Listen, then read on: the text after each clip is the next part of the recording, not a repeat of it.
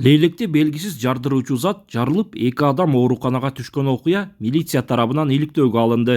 2025-жылдын 5-январ күнү саат 16:20 чамасында Лейлек районунун Жаңы Жер айыл аймагынын Арка 2 айылынын жашоочулары 32 жаштагы аял киши жана анын 11 жаштагы кызы өздөрү жашаган үйдүн короосун жыйнап жатып, короосунда жыйналып турган эски темирлердин арасынан белгисиз затты алып, үйдүн жанындагы бетонго таштаган учурда ал зат кокусунан жарылып кетип, аял кишинин бет тарабы, ал эми анын кызы бут тарабынан жарат алып, ооруканага түшкөн. Бул факты боюнча Лейлек районунун милиция кызматкерлери иш-чараларды жүргүзүп, инженердик сапёрдук топ чакырылып, окуя болгон жер курчоого алынган.